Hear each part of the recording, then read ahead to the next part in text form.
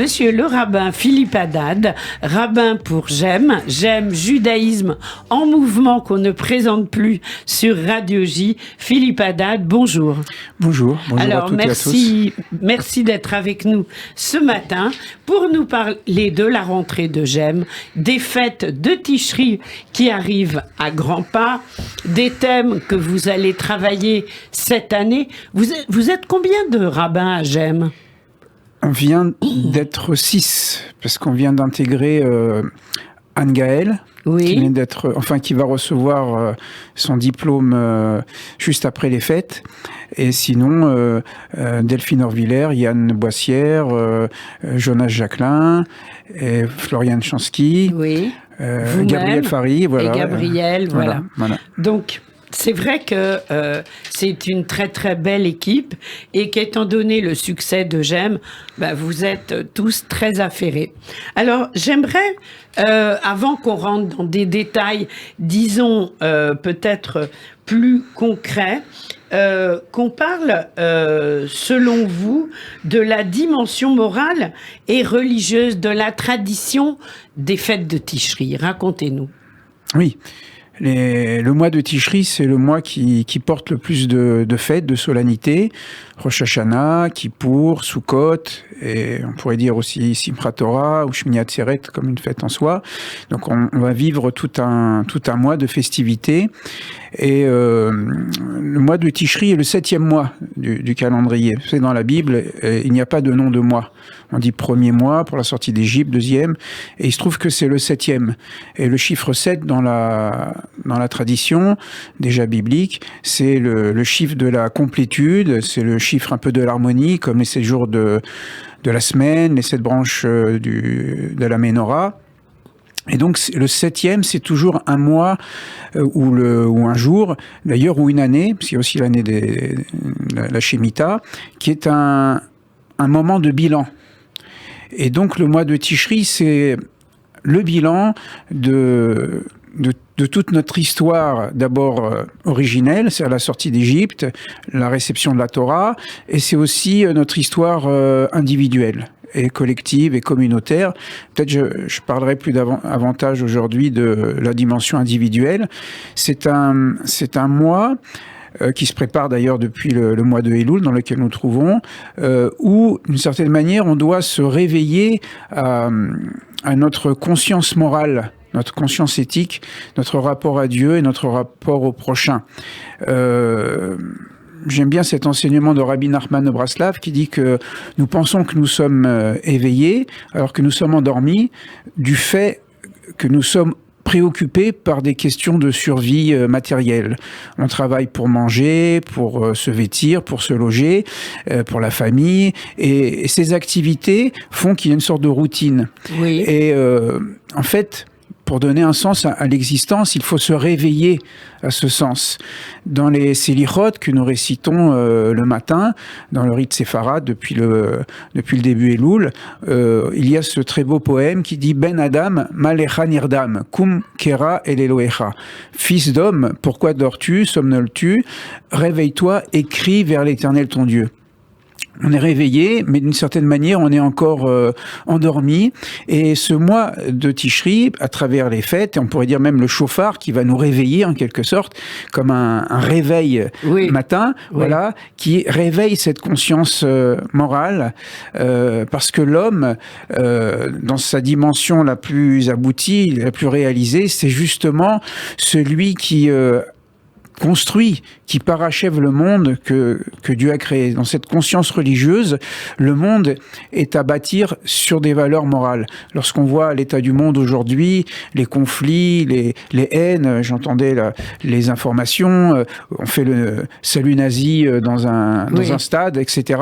On voit à quel point notre humanité est encore loin de cet idéal biblique d'un homme réalisé qui est encore en dérive, en fait. fait. Oui, et donc cet appel à cette rencontre avec l'autre, que ce soit par Rosh Hashanah, que ce soit par Kippour, par exemple, on va lire ce très beau texte de l'Haftara de Jonas, par exemple, ou même le matin, le prophète Isaïe, qui rappelle la responsabilité de l'homme vis-à-vis du prochain. Isaïe qui dit le véritable jeûne de l'Éternel, c'est pas de se mortifier, c'est de donner à manger à celui qui a faim, habiller celui qui est nu, ou bien Jonas qui refuse d'aller vers des païens, qui refuse une forme d'universalisme en quelque sorte, et Dieu c'est le Dieu de tous les hommes.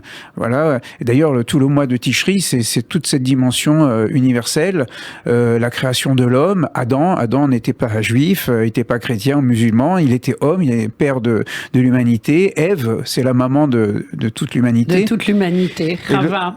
Chava qui porte la vie. Et donc, c'est comme si on voulait se rappeler ces principes fondamentaux qui donnent tout sens, bien sûr, d'abord à nos textes fondateurs, la Torah, le Talmud, la Kabbale, la Chassidoute, etc., mais aussi qui donnent sens à notre humanité, tout simplement. Et donc, puisque Dieu, selon la tradition, juge non pas seulement le peuple d'Israël, mais il juge tous les hommes, comme dit selon l'image du Talmud, comme le troupeau qui passe devant le berger, et le berger connaît chaque bête qui passe devant lui. Donc, voilà, je pense que c'est un moment important de ce réveil. Et puis aussi, cette dimension de l'engagement communautaire. Combien c'est important. Alors, justement, Philippe Haddad, aujourd'hui, donc, ce que vous nous racontez, bien sûr, est passionnant.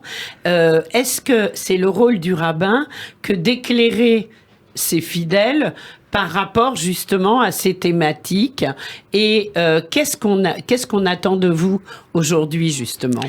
Le rôle d'un rabbin, c'est de s'éclairer lui-même, et c'est pas un donneur de leçons. Oui. C'est quelqu'un. Ah non, je parle pas de. Oui, non, mais justement, ce que je voudrais dire, c'est que c'est d'abord de réaliser ce travail sur soi-même, et conséquemment, eh bien, on essaye de faire participer sa communauté à ce cheminement spirituel, moral, et bien sûr, un rabbin, c'est quoi? C'est un accompagnateur, en fait. Voilà. Vous savez, c'est un peu la fonction du Lévi. D'ailleurs, le mot Lévi, ça veut dire accompagnant, accompagnateur, et c'est un peu la fonction d'accompagner. Dans le quotidien, nous accompagnons des familles pour des joies, pour des peines, les naissances, les bar mitzvah, bat mitzvah, les décès, etc. L'éducation des enfants. Et l'éducation, aussi. Voilà. Donc, oui. C'est pourquoi c'est important. Oui, c'est très important. Et ce mois de Tishri, où justement, les gens viennent à la synagogue, on prend ses places de Kippour, on voit que les synagogues sont trop petites, il faut prendre des grandes salles, etc. C'est vraiment... Justement, on va en parler. Vous allez être où cette année ? Ah bien, on sera chaque rabbin sera dans sa communauté, mais comme les communautés sont trop petites, en général, on prend également des salles plus grandes. Par exemple, pour la synagogue de la rue Copernic, non seulement il y a les offices à la rue Copernic, mais aussi au Palais des Congrès, où nous avons presque 4000 personnes. Alors, c'est pas au petit matin que nous avons 4000 personnes, mais à la Neila, au moment du chauffard. Oui, là vraiment, surtout qu'après cette période du Covid, où on était... 300, 400, et là maintenant on va inaugurer cette année aussi un office de Kippour pour les jeunes. Ça, c'est très bien. Voilà, c'est-à-dire les post-bar mitzvah, qui savent lire, qui savent réciter les prières, et on se dit, souvent, c'est la question qu'on se pose dans toutes les synagogues, que deviennent les filles et les garçons après la bat mitzvah, bar mitzvah. Ouais. Donc on a dit, on va inaugurer un office de Kippour pour les jeunes, entre les 13 et 16 ans. C'est eux qui le feront ? Oui, ils seront animés par un rabbin ou un chazan. On passera aussi, nous, en tant que rabbin. Et en effet, ce sera un office, mais aussi une réflexion. Par exemple, ils vont travailler sur la Haftara d'Isaïe, ou bien sur celle de Jonas, dont j'ai parlé tout à l'heure. Et puis, ils vont réciter aussi des prières, ou bien on va leur apprendre également des selichot, etc.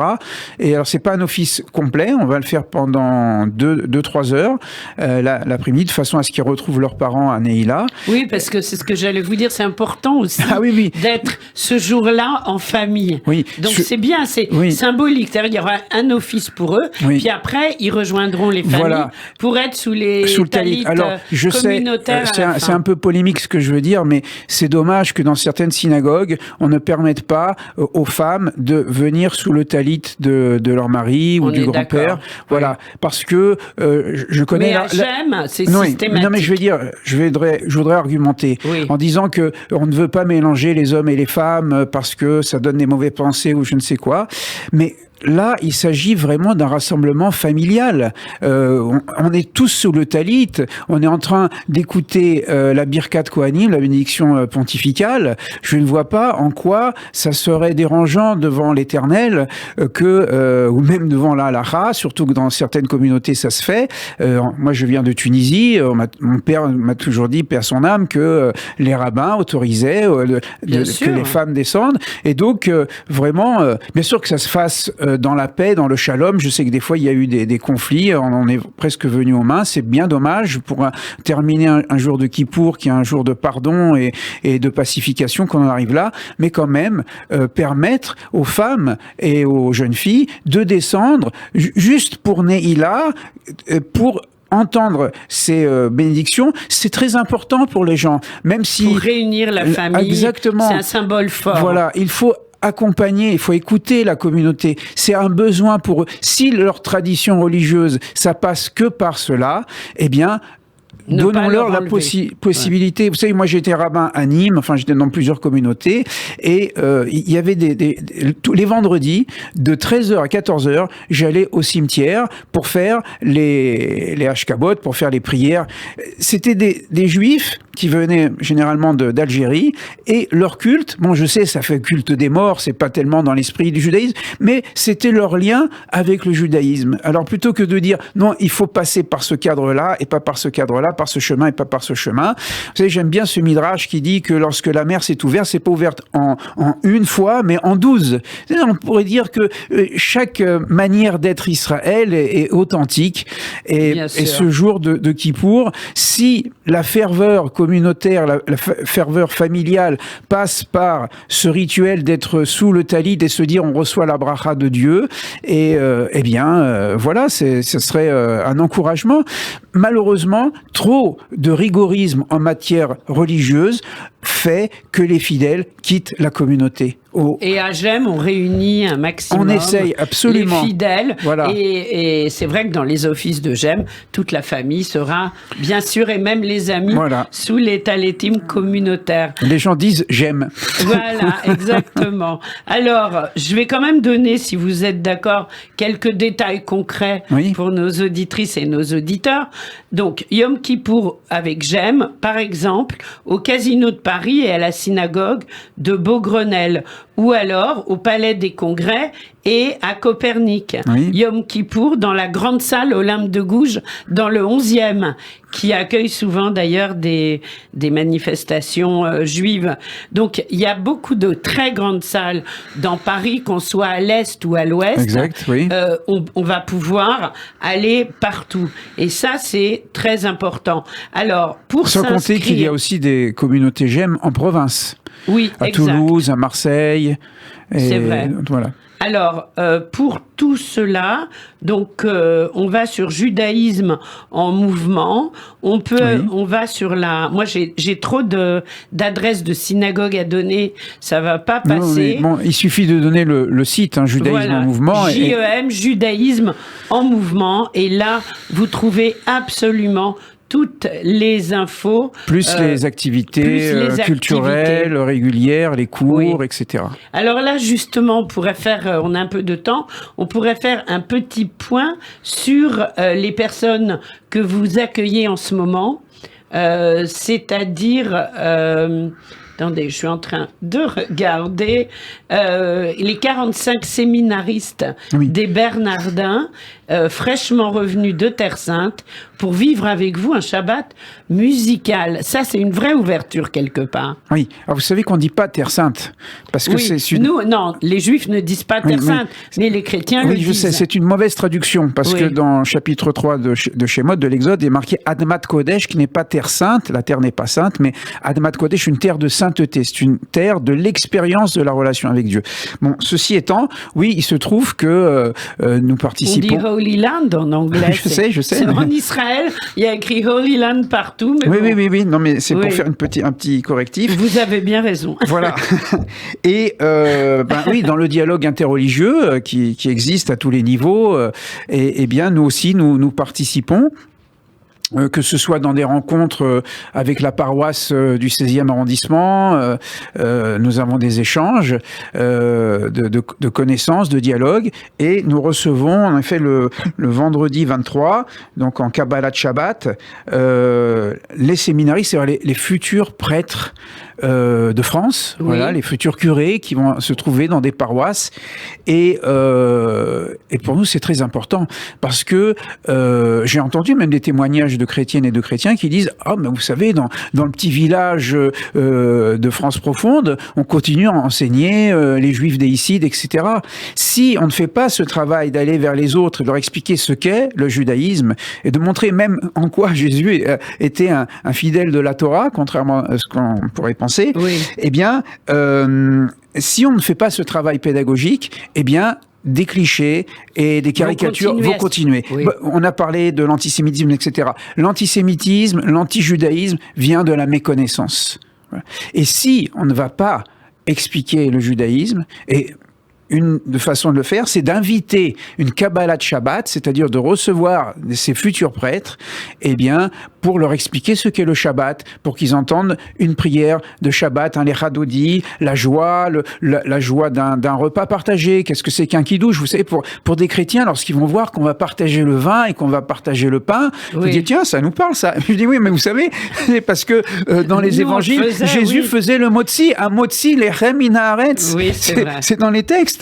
Et on oublie tout ça. Donc il suffit de surligner ce que disent ces textes. Et bien sûr, on espère aussi de pouvoir faire aussi un jour ce travail, c'est plus difficile, mais aussi avec des musulmans, d'expliquer ce qu'est le judaïsme. C'est pas dans une œuvre prosélyte, hein, c'est simplement de comprendre qu'est-ce que le judaïsme et de se mettre à l'écoute aussi de nos frères et sœurs chrétiens, voilà, et surtout ces futurs cadres communautaires, si on veut dire, de paroisse.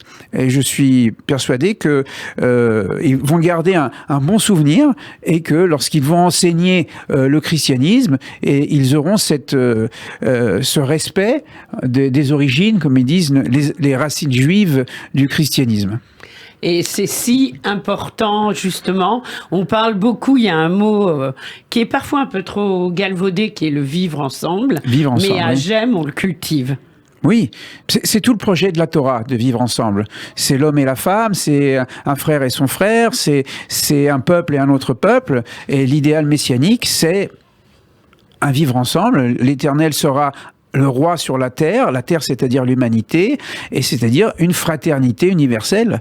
C'est notre aspiration la plus vraie, la plus authentique, et c'est comme ça qu'on termine toutes nos prières. Bien sûr.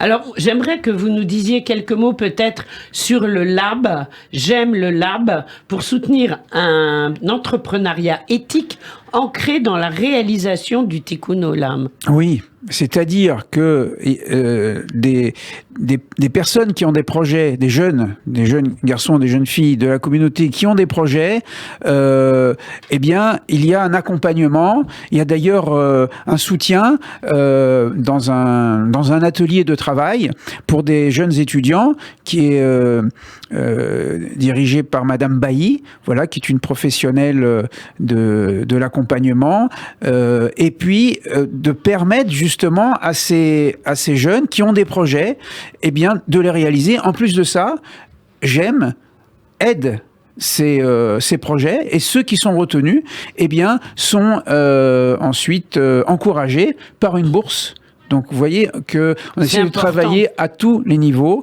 au niveau de la communauté, au niveau de la vie économique, au niveau de l'éducation, le Talmud Torah, au niveau des activités culturelles. On a un très bon ulpan à Gem, plusieurs d'ailleurs. Il y a les 4 skills, parce qu'on a souvent notre ami Laurence Aziza qui vient nous présenter les humoristes. Il y a les Shabbatot, il y a eu ce grand Shabbat séfarade l'année dernière. Avec Enrico Macias. Avec Enrico, extraordinaire. Oui, tout à fait. On a l'impression que c'est un brainstorming permanent, j'aime. Voilà. Et que, en fait, il en sort vraiment, vous faites du lien à tous les niveaux. Voilà. Il y a aussi la chorale, il y a aussi les concerts. C'est-à-dire qu'une communauté doit être un lieu où on peut exprimer son judaïsme ou sentir son judaïsme à sa manière. Si c'est un judaïsme religieux, c'est un judaïsme culturel, c'est un judaïsme de savoir, de connaissance, etc., eh bien, il y a un moyen de se relier à la communauté. J'aime Judaïsme en mouvement. On va sur leur site. On a toutes les infos. Voilà. Monsieur le rabbin Philippe Haddad, merci beaucoup d'avoir été avec nous. Shana Tova à toute la communauté, bien sûr. Pour vous-même, pour votre famille. Voilà. Puis quand vous le souhaitez, dans le studio de Radio J, bien sûr. Et la paix en Israël et dans le monde.